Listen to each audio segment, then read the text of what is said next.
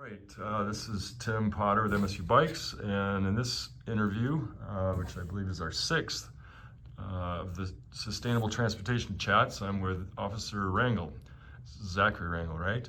Correct. Yeah, with the MSU Police and Public Safety Department.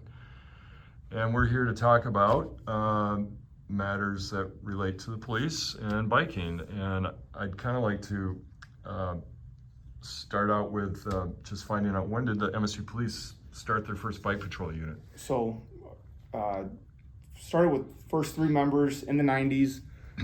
Specific time and year I'm unsure of, but we do have pictures. And it was kind of started with the national trend as far as policing and biking as well, and that all kind of kicked off in the 90s. Yeah, I think there might have been some earlier ones, probably elsewhere on the coasts or something in the country, when then it finally came to Michigan. And Seattle PD really kind of kicked it off and made it mainstream. And from there, it kind of spread across the country. And you're probably looking at maybe late 80s, but I know the 90s is when, police on bicycles really kind of took off. So when police are on bicycles, I mean, it obviously makes more approachable and less intimidating when you're out in the field doing your work. Sure. I've actually seen some cases where, like, it looked to me like a bicycle was pulling over a vehicle, and they were engaging a motorist, and I thought, well, that's interesting. I never, how did that go down? Do you ever pull people over on a bicycle if you can't, like if they're stuck in traffic or something? I mean, Sure. Are there cases of... Absolutely. You've got to get creative. We can't do it as simple as, being in a car and flicking the lights and being able to follow at the same pace the car in front of you is, Sure. right?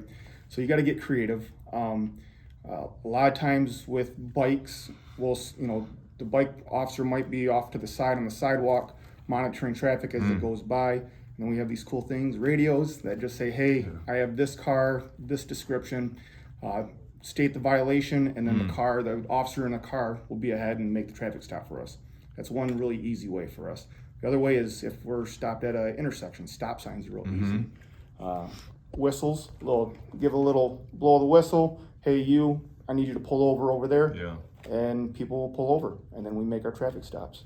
And if they don't, that is a violation of some law, right? Absolutely. If you're instructed to stop or whatever, then they're required to stop. Absolutely. Doesn't mean only if you're in a motor vehicle. So that's good to know. Yeah. And then if they don't stop, again with the radio, hey, I tried making a traffic stop. This car drove away. Anyone in this area that can make this for me? And we got plenty of cars in the area. Yeah. They'll make the stop for us. So. Yeah, and I've heard, and I've also seen, I think all of us have seen from national media that they're also used by police in other ways during big protests and things, so that you can use them. And I've had to do this very recently, use your bike as a tool to defend yourself. If you need to get something in between you and someone who's being aggressive or something. So yeah, I think it's more of like a soft way of, your word was defense, but just kind of getting control over a dynamic situation like a riot or mass civil unrest.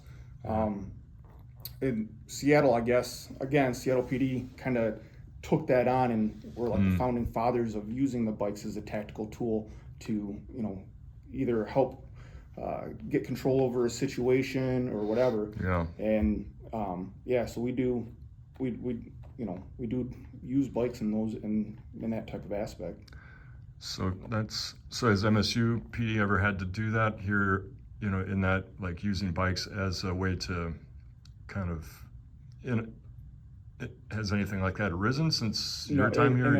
In a riot or civil unrest situation, not that I can recall. Okay.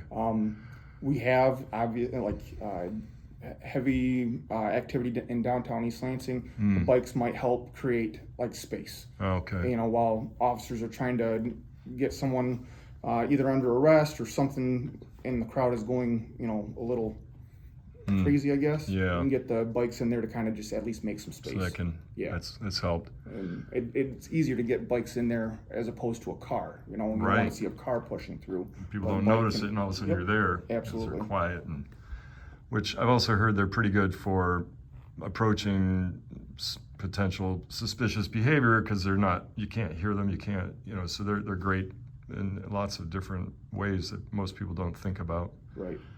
Yeah, it's no wonder that bikes have become a good tool for a lot of police departments. I actually had one of the early '80s mountain police bikes. I think it might have even been one of the first ones in Michigan.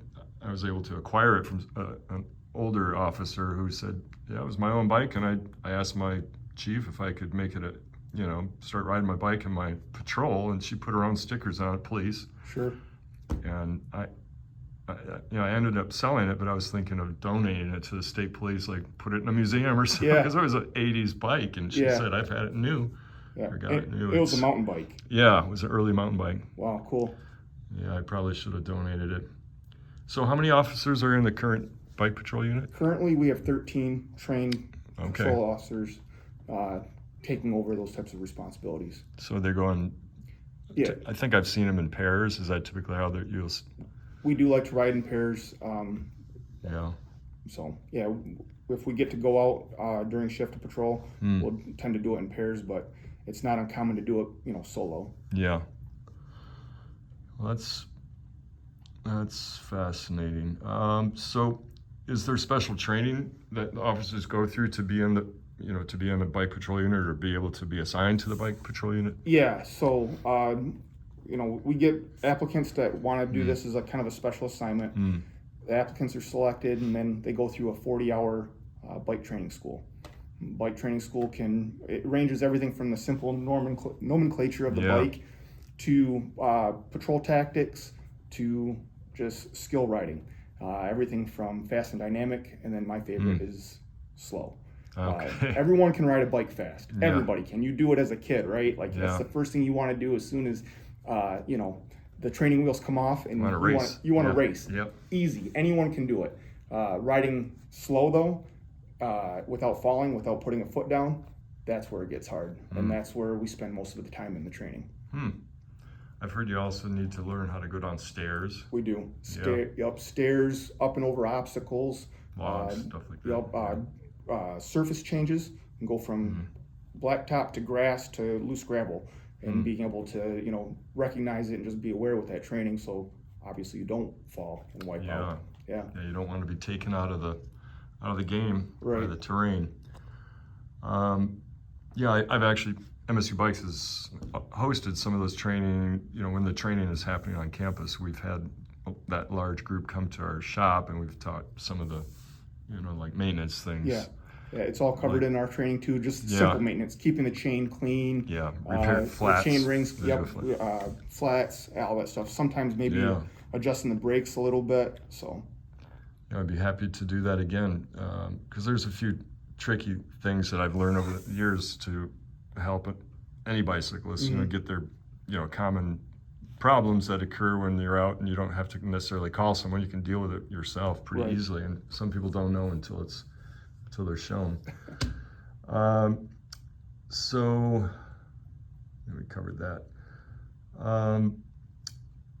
So we've had bike theft. I think every large community, and universities are large communities, have always struggled with theft of all different types, and bike theft, I think, is something that has been with us ever since there have been bikes, so probably 150 years. I mean, it's just like any other property. If it's something out there and people, they'll take advantage of it. So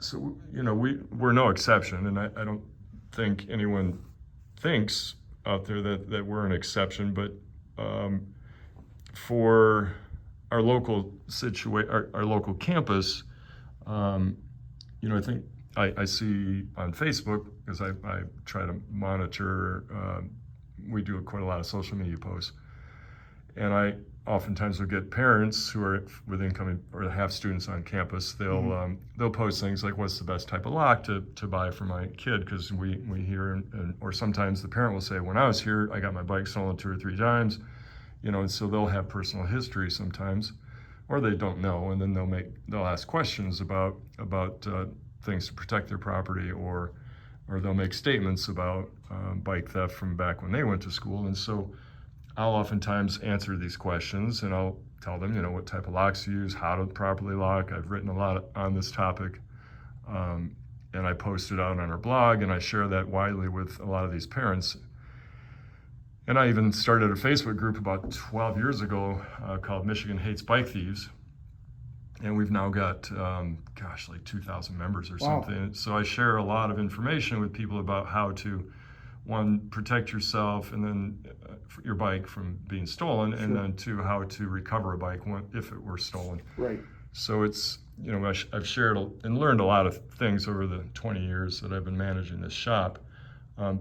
After hearing a lot of stories about how a bike got stolen, or going out there in the spring and seeing lots of wheels locked to racks and the rest of the bike gone. It's like, so, Yeah.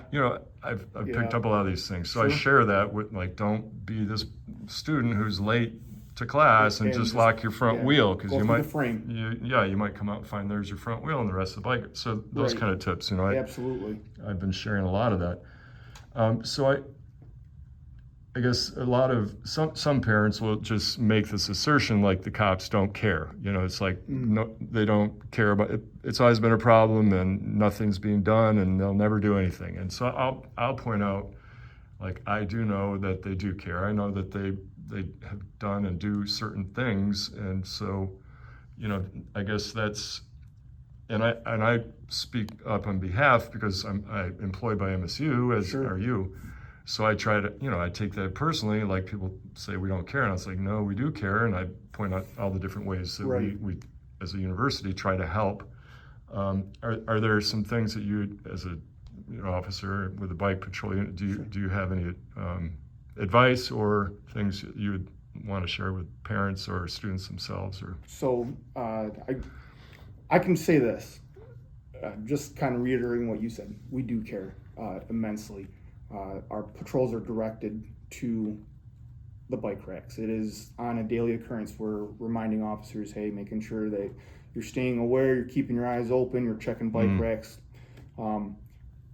Reason for the bike unit, it injects us right into the communities super fast. People that are kind of looking around bike racks to maybe steal a bike never see us coming, and we come through the courtyard. We can get right in through the courtyard and start doing surveillance a lot easier than doing it in the car. We push out initiatives like see something, say something. And I know over the last couple years or so, I've definitely seen, from just my personal experience, that campaign has helped tremendously. I can't tell you how many times on night shift where someone from their dorm room will say, hey, I see this person maybe with a pair of bolt cutters, or kind of looks like they might be shopping at the bike racks, is kind of how it's been described sometimes. And they'll send in a text to 911, or they'll call 911, they'll send something in, and then we get someone over there and either catch someone doing it, or maybe have scared them off. On top of that, the other thing that's been super effective is our department's Security Operations Center. That's manned 24/7, and they're monitoring cameras that are posted around campus, and they too see it and will have a direct line through the radio saying, hey, we have this situation occurring. Can we get an officer to go check out the bike racks? And so it's a constant enforcement effort. It's a constant effort to keep people's property safe. So speaking of video, since there have been so many more video cameras installed, I think the campus community knows that, and so oftentimes students that come in and say, oh, I got my bike stolen, or and they'll oftentimes follow up with it. And I know there was a camera in the area, and so I'll say, well, have you reported it? And so we encourage them. Had two of these conversations just today, and they didn't bring up the cameras, but so whenever they bring up the video cameras, and shouldn't they be able to have this video footage? And I'll generally say they should let you know if you give them the location. Is there anything that you can tell to the public, like if there's a video camera nearby when you report, like what can a victim of theft, is there anything that they need to tell the officer, or would the officer know by the location of the theft if there is potentially video? Yeah, it's always helpful to bring it up to the officer, right? But we are trained. We're aware to kind of look around the surroundings when we go to a call for a bike theft, Okay. and we have a good general idea of where the cameras are, or we will we'll come back to the security operations center, touch base with them, and say, hey, we had a bike theft at this location. Do you know, or are you aware of any cameras that I might have missed? Okay. And we will start having the security operations center kind of start going through a little bit of footage to see if they can see anything. To that point of the cameras, have there been more cameras installed near high theft areas after the big initiative of, because I know cameras are installed near entryways Sure. to secure buildings and monitor buildings, but have there been more installed? I know that they're being installed. As far as ongoing. It's definitely ongoing. Okay. Well, that's as good far to as know. the placement of it and where and how and when they're going to be put up. Yeah. Well, it's good to, I mean, that by itself shows that the university cares by installing more of the cameras, so Sure. that there's more potential for capturing Mm-hmm. capturing criminals in the act. Are there any special enforcement sort of things happening this fall? Because I've heard in some of the meetings I've been involved with that there's been an uptick in like e-scooter theft and other we call them micro-mobility devices. I mean, is there anything that you can at least say, yes, something's happening, and not, without giving specifics? I'm not asking for specifics, but just to know if there's some operations trying to catch thieves that have been related to some spike. So in our daily briefs that we have when officers come on to shift, it's always kind of just pushed and reminded, hey, let's make sure we're giving special attention to these areas. We have crime analysts that will break down the numbers and thefts of where they're occurring sometimes, and just by a simple glance, we go, yep, this kind of area of campus is experiencing maybe an uptick for this week or last week, and we'll start doing more of a directed patrol there. Anytime we can get the bike unit out to patrol on campus, super helpful, because we can get to bike racks bam, bam, bam. Right. I think so much faster than a car, and from different, a different angle and a different avenue of approach. So we have that, and then again, the see something, say something. I think the more that we push that out, and the more that we can remind the public, hey, we do have these efforts that you can utilize, and we need your help too. We need the public's help just as much as anything. I mean, I think we really depend on them too to help us with our job. And if they see something, definitely say something. And they see suspicious people around a bike rack, especially with a pair of bolt cutters, call it in. Help us out, and then let's get some resources there to kind of make sure that we can stop that act from happening. So you mentioned briefly earlier that you can actually text 911. Is that a newer thing? Because I'd never heard that before. I've been told that that's a feature that Ingham County 911 now has.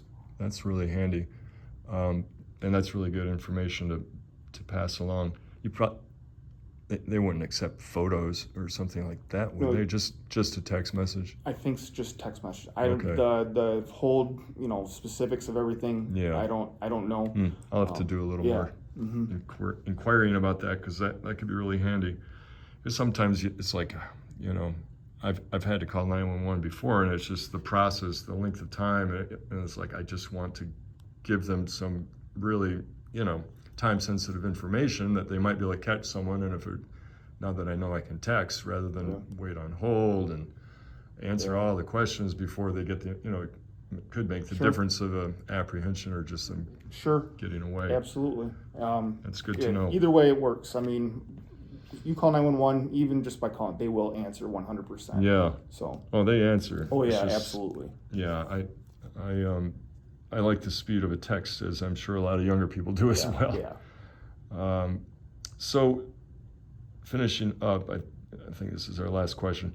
Back in the 90s, I think in the early 90s, MSU police actually put together and organized and hosted mountain bike races on campus. And I participated in that along with my friends, and it was just a blast.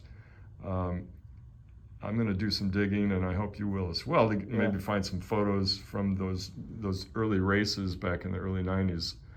They had categories for fraternity, Greek, and they had bike shop category, and they had police, obviously. So Sure. police agencies from around the area would each have their own team. Like MSU would have their own team, East Lansing would have Meridian Township. They all had their own teams. It was just great fun, and I would love to see it come back someday. And hopefully the department would support such a thing. Oh, yeah, the department's always open to any new creative ideas to kind of get out there, and community engagement is 100% a priority of the police department, and anything that we can do to kind of help in that effort, or to be a part of that effort, we're totally, I would say, Cool. we're game for, or at least open to. I'm very curious about these bike races. Yeah. Like, it happened on campus is what you're saying. Down on the south side of campus. Okay, what was the route? It was down by Lot 89. Okay. When there used to be a lot of pine trees between the parking lot and the railroad tracks. Sure. And then they redid Lot 89. They put that perimeter drive in, and that drive, I think, was when they removed a lot of the pine trees, because it used to, the trail, the course used to go winding in and out of all the pine trees, and then all over where the old Ag Expo happened, where there's hills and dirt roads still. Yeah. So, and then it just kind of was a loop, and it was a relay. So there'd be like 5-person teams, and they would tag off and go out and do another lap, because each lap only took like 5 minutes. Sure. And it was great fun, just a lot of camaraderie and screaming and yelling, and it sounds like a blast. it was really fun. Yeah. And we won a couple times. And then it was handed off to East Lansing when MSU stopped doing it. East Lansing, I remember doing one more in East Lansing, and so maybe you can still get East Lansing involved somehow.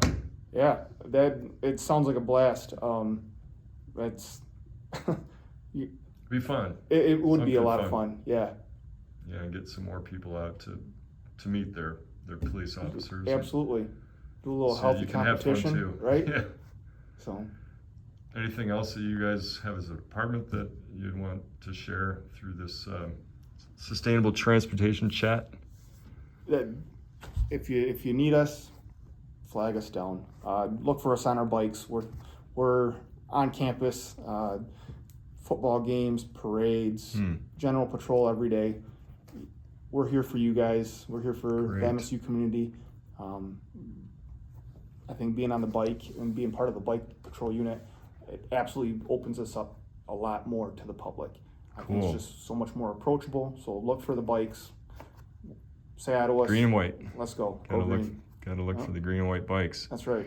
Thank you. Do you mind if I get a little Please closer go ahead. look Yeah, at the bike? absolutely. Yeah. Because these are newer. These you got a couple of years ago, right? Yeah, I think they're about maybe 2 years old. Got them from Volcanic. Yeah, they're cool. You got the disc brakes, so you can stop in pretty much any weather. Right. And you can. Do you want to power up the lights? You can see they, what we they got do here. have regular. Well, not regular. They're not normal No, lights. it's just so we got your headlight, right? Yeah. You got dimmer, and then. And you got your blue and red. That's great. That's right. And that works on the rear too. It does, yeah. Yep. So you're covered just like any other vehicle, Yep. other And then police vehicle. That we is. even have our cute little siren too, right? Whoa. Okay. Yep. That's something new. Yeah, you got to let them know when you're approaching when you're approaching people on foot. So. Oh, that's great. Well, thank you very much, officer. Absolutely. It was a Good pleasure. to see you, Tim. See you out on the road. Yep.